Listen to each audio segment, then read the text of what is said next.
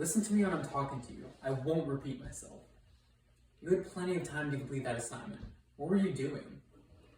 Why did you do that? Do you ever think before you act? For 18.5% of the population, statements like these have permeated their childhood and shaped their perceptions of themselves. I'm talking about the neurodevelopmental disorder called Attention Deficit Hyperactivity Disorder, better known by its acronym of ADHD. For millions of kids across America, the struggles that they face from ADHD are not taken seriously, when in reality it affects every aspect of communication in their lives. Today I want to discuss the widespread phenomenon of ADHD and how it affects our youth. With such a large percentage of our youth being labeled with a disorder, it becomes a matter of responsibility and of compassion to learn of the effects that it has. By educating the greater public on the struggles of living with ADHD, more effective coping strategies can be implemented, and we can allow our youth to flourish with the strengths that they are given. The first and the most obvious aspect of communication affected by ADHD is face-to-face communication. Studies show that children with ADHD are at risk for articulation disorders, which affects their ability to produce letter sounds appropriate for their age. Beyond that, they commonly have differences in fluency and in vocal quality when speaking. This can affect the perception of the person speaking to them, and it may get the child labeled with an unrelated mental disorder, and it can set them down a path of steps to deal with their verbal tics, and it won't actually help the child, as it doesn't actually address the root of their issue. One study detected through ADHD, from an ADHD specialist detected these speech differences. Compared to peers with learning disabilities, children with ADHD showed increased volume and variability in pitch when talking, along with patterns such as increased number of vocal pauses. Children with ADHD produce more vocal repetitions and word fillers as they try to organize their thoughts, similar to a stammer. This can lead to impatience and misunderstandings from others, especially children, as they generally don't have the same patience and perspective as adults. Children with ADHD process language differently as well.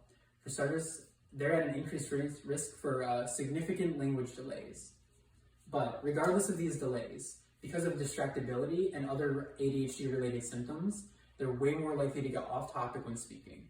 They also struggle to find the right words and to put their thoughts together into a cohesive, linear conversation.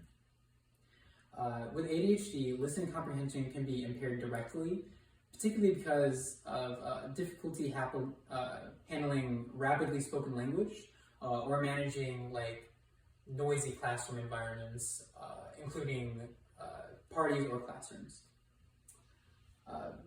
So these are just some of the ways that face-to-face communication can be affected by ADHD, but there's another aspect that's seldom taken into account when people are talking about ADHD and how it affects communications. So in a comprehensive study of the effects of writing with ADHD, students with ADHD wrote texts of similar length but with a poorer structure, coherence, and ideation than their non-ADHD counterparts. 6.7% of variance in writing quality was explained by whether the student had an ADHD diagnosis, with ADHD students producing text that was less coherent, was not as well structured, and was not as ideationally rich. And they spent less time thinking about and reviewing their text. Half of the effect of the quality in the text could also be attributed to their working memory and sustained attention impairments. Because the effects of ADHD are so widespread and prevalent in all aspects of communication, there are some key strategies that mentors and friends can use to help navigate communication more effectively with their ADHD peers.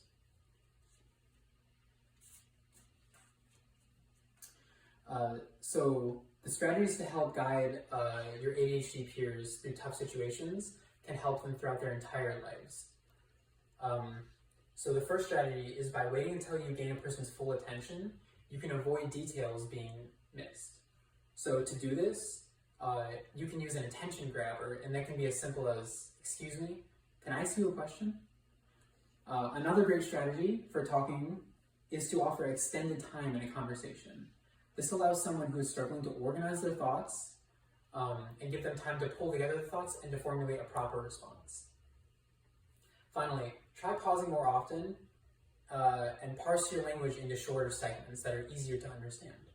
This can be accomplished by enunciating clearly and using gesture language to illustrate more clearly.